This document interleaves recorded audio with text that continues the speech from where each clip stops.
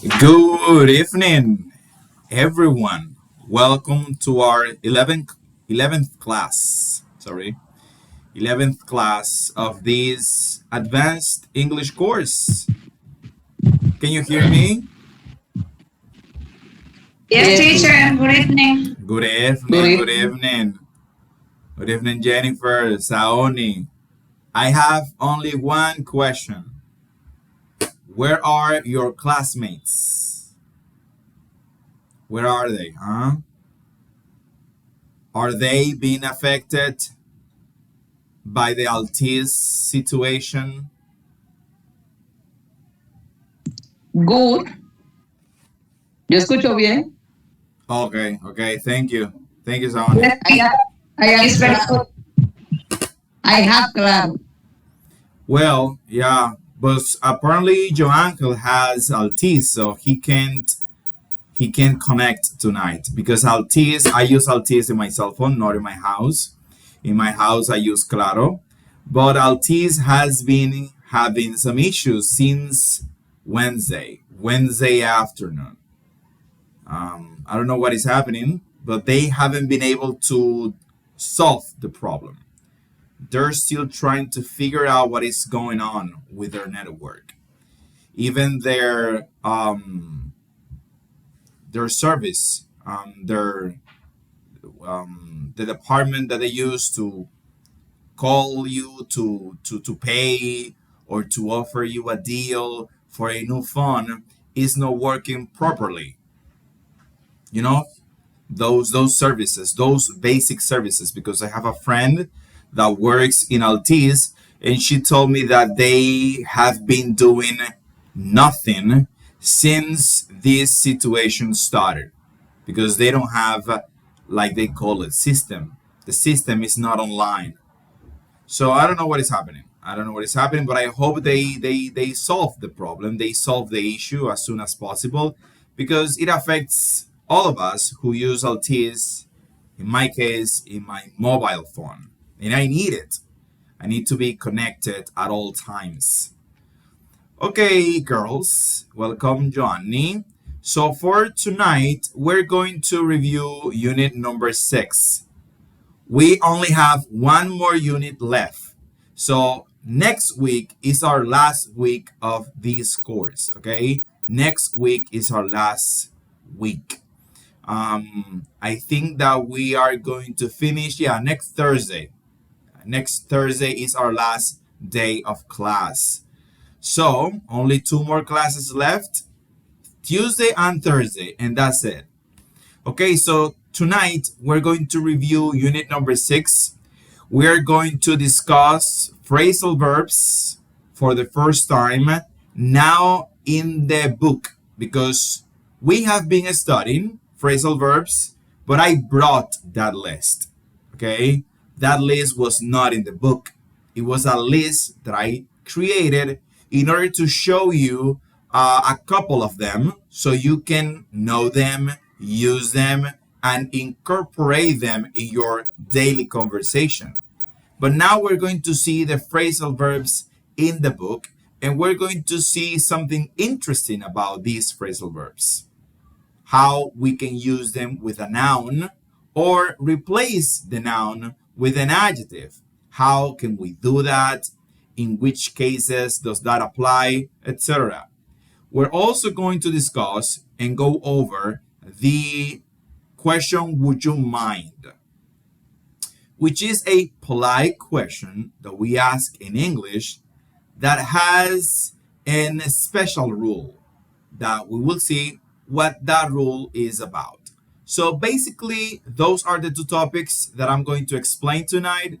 I am going to do the majority of the talking because we don't have any practices pending or exercises pending for tonight. So the majority of the talking is going to be done by me. I'm going to be doing all the explanations. Remember that if you have a question, you are free to ask. You raise your hand, and I will gladly answer your question. So let's start our way. Let's start our way. By the way, something else. The practice is not yet on the platform. Okay? But tomorrow around 11 or 12 in the morning, it will be available. Okay, I will be sending a text message to the WhatsApp group when the practice is available. You will have until Sunday to do it, as you usually do, but I will let you know tomorrow when it's ready, when it's on the platform and running, so you can do it if you wish to, or if you want to, on Friday or on Saturday or on Sunday, whichever day you like. You can pick whichever day you like or choose whichever day you like, but it will be there. But as of right now, it is not there. I haven't been able to finish the practice due to complications with my working schedule. Okay, so let's begin.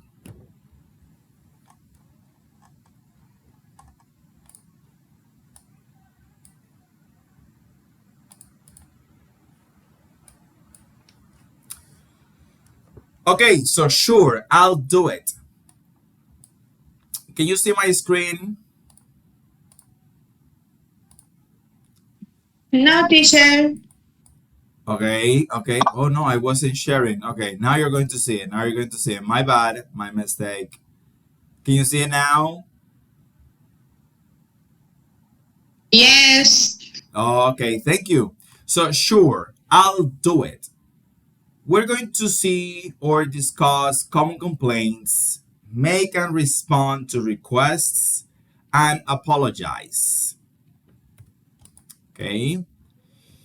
Okay, so here we have our grammar focus two-part verbs will for responding to requests.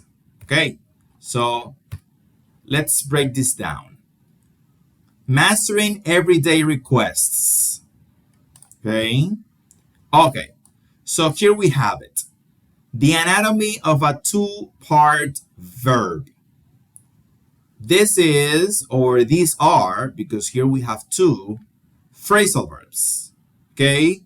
A phrasal verb is an expression that has a verb like turn or put plus a particle. The particle can be a preposition or an adverb. When you put them together, you have a new meaning. Okay? That is the gist of the phrasal verbs.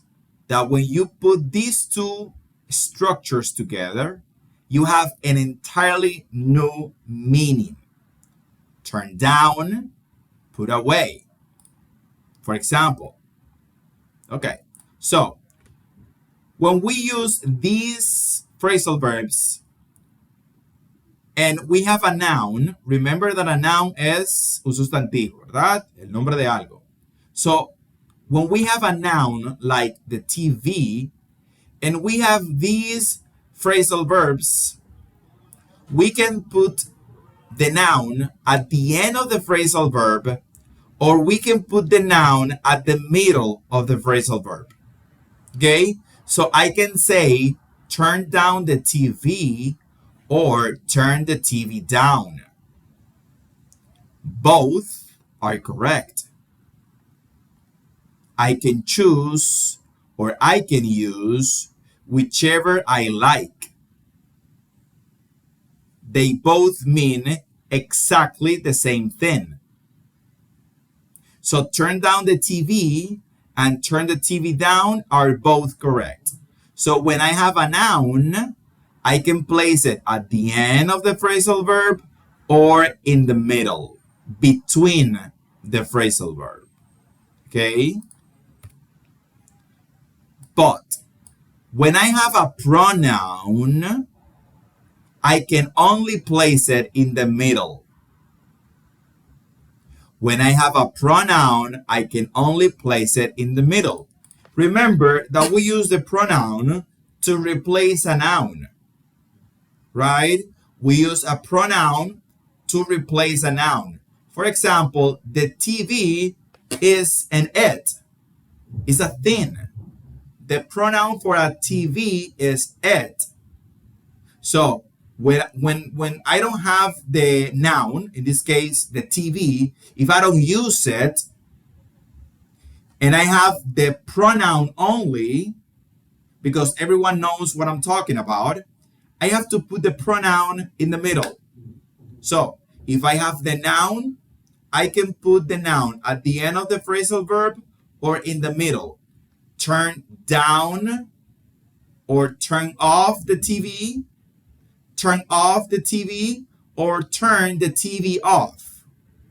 In the middle or at the end, it works and are both correct. In the case of the pronoun, I can only place the pronoun in the middle. Turn it off. Turn it off. But I can't place the pronoun at the end of the phrasal verb. We can't say turn off it. We can't do that. We can put it in the middle. We can put it in the middle. Turn it off. Turn it off. When I have the pronoun, I can only place it in the middle. When I have a noun, I can place it in the middle or at the end. Turn the TV off, or turn off the TV. If you try to do it with the pronoun, it sounds weird. Turn it off sounds really nice, but turn off it sounds off. Something is off. Doesn't sound right, because Americans never use a pronoun at the end of a phrasal verb. Okay? Is that clear? Yes, teacher. Yes, Okay. teacher. Okay. So, We need to practice. yes, of course. Here we have turn it down and put them away. You see, the pronoun is in the middle, always in the middle, always in the middle. But when I have the noun, the name itself, I can place it at the end or in the middle.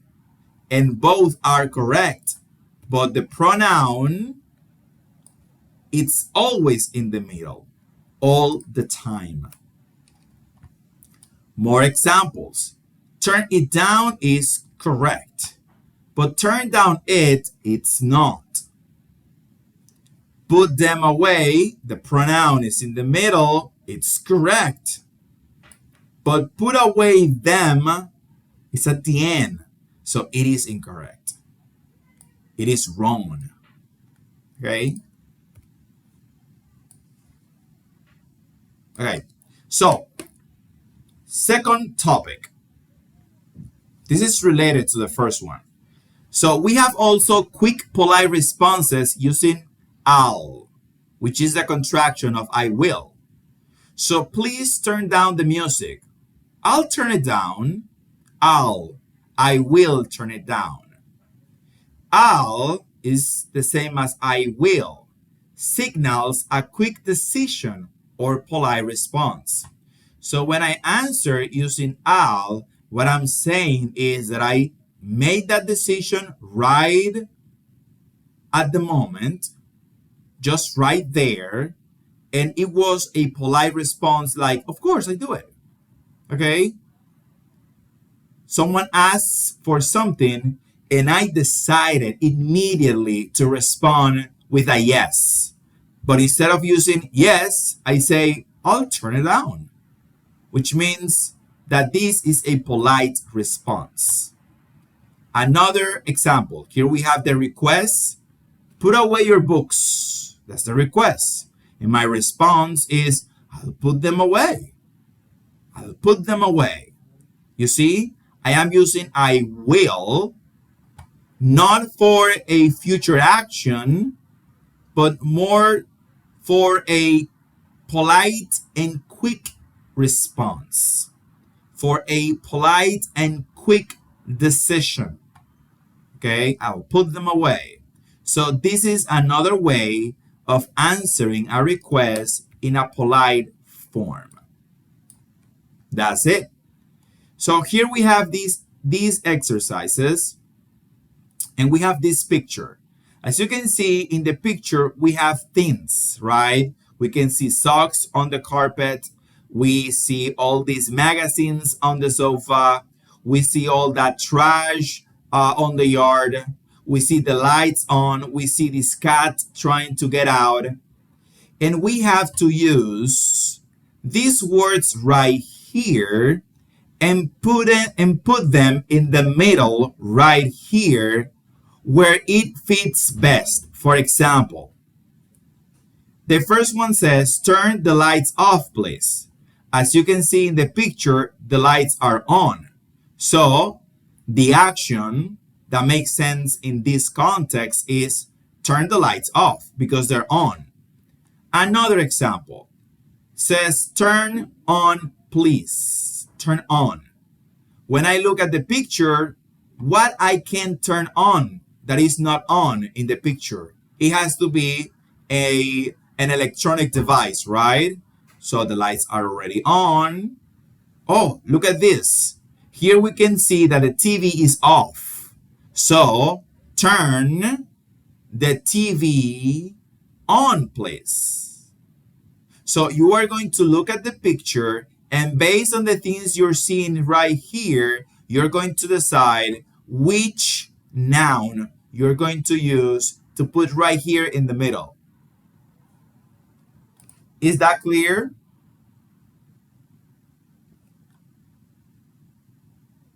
Okay.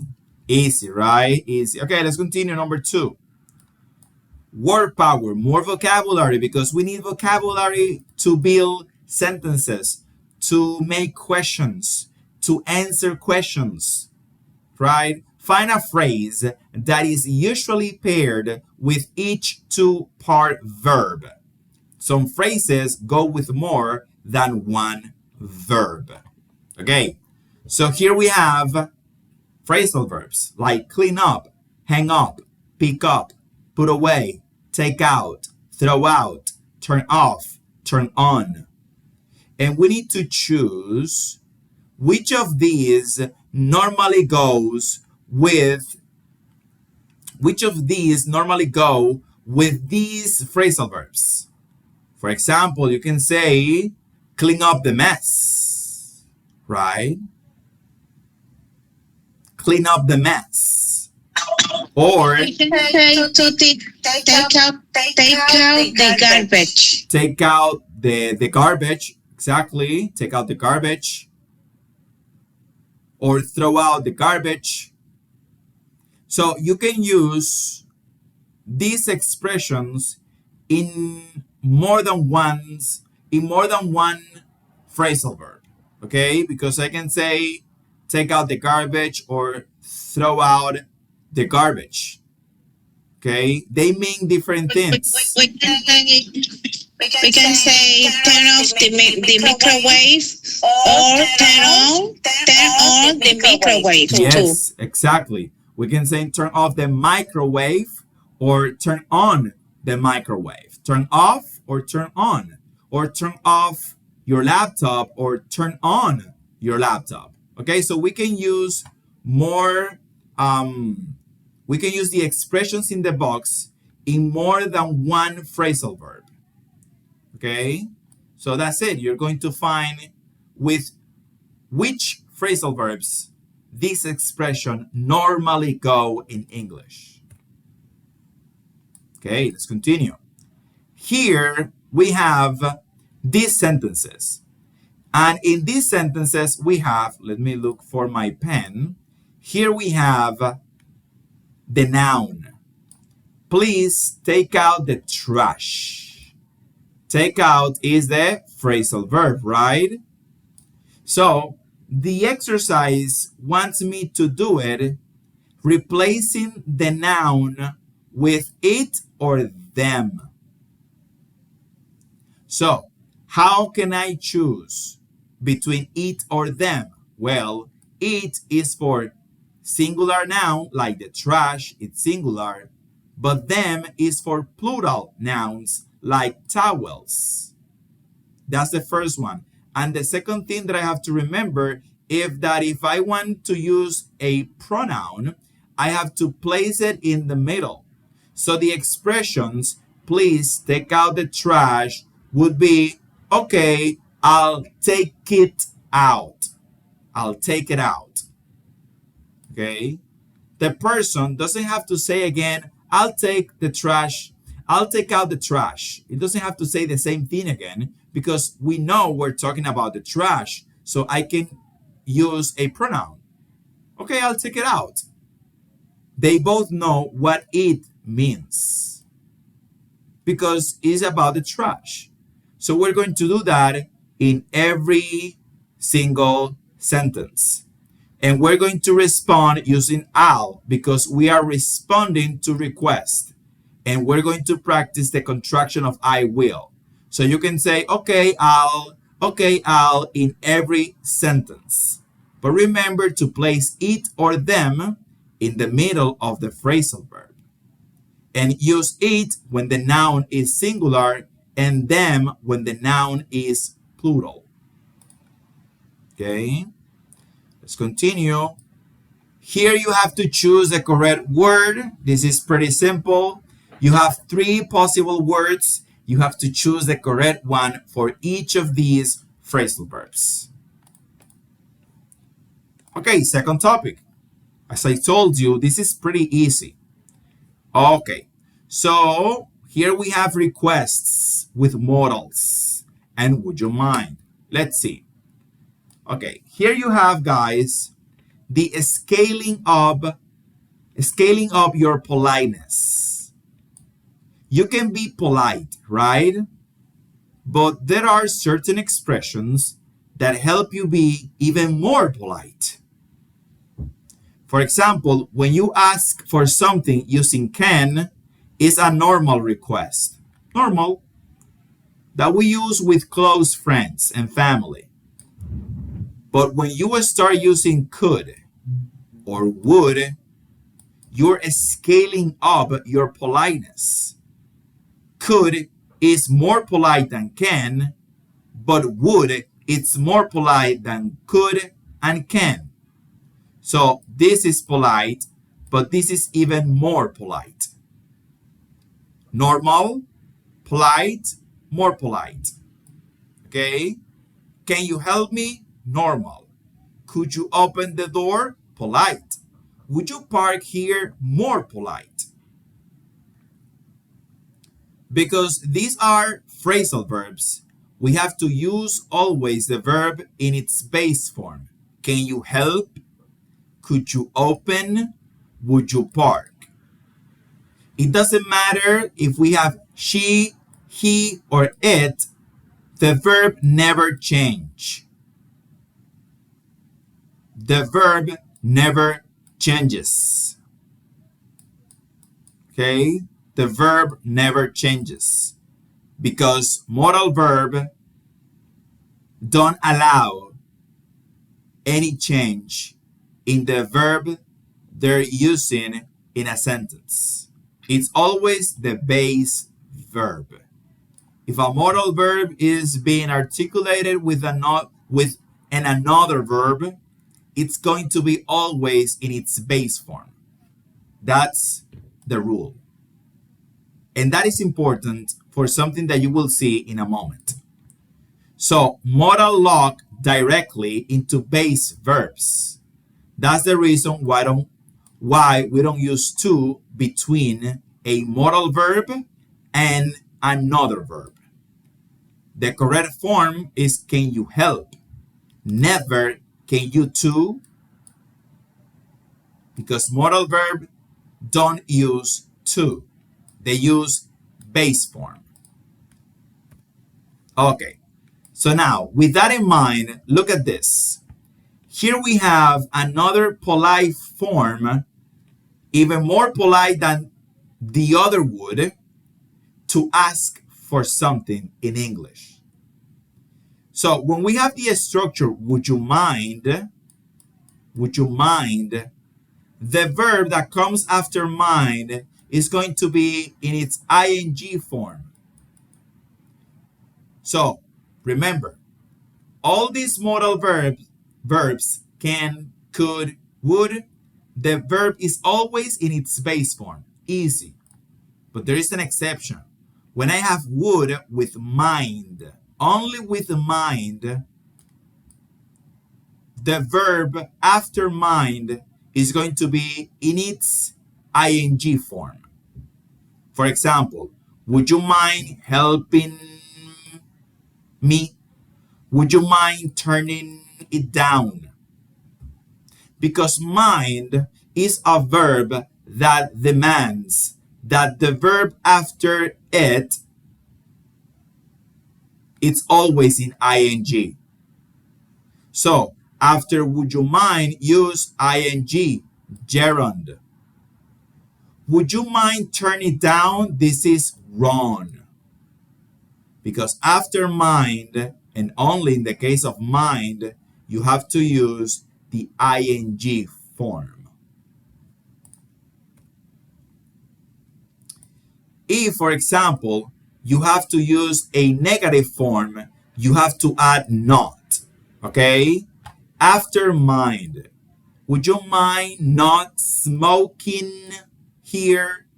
Would you mind not smoking here? After mind, because this is a negative request, we place not between mind and smoking, but we still use the ing in the verb because we have mind here. So would you mind not smoking here?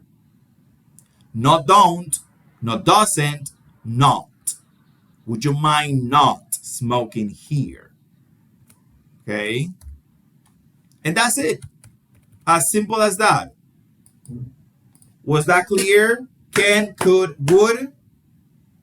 All are modal verbs. Can is normal. Could is polite. Would is more polite. All of those modal verbs are going to use base verb in their structures. So, can you help? Could you help? Would you help? Never with an S, helps, never, because modal verbs don't allow any changes in their base verb. Okay, that is one of the rules of the modal verb, of the modal verbs. Okay, so in the case of would you mind, which is even more polite than would you mind is even more polite, we're going to use an ing verb after mind. Would you mind working with me? Would you mind running with me? Would you mind walking with me? Or in the negative, would you mind not smoking here? Would you mind not drinking here? Would you mind not speaking here? It doesn't matter if the request is affirmative or if the request is negative. I have to use an ing verb after mind always. In Spanish, it's something like, ¿te importaría no fumar aquí? ¿Te importaría ayudarme con esto? ¿Te importaría? Something like that in Spanish. Is that clear about would you mind?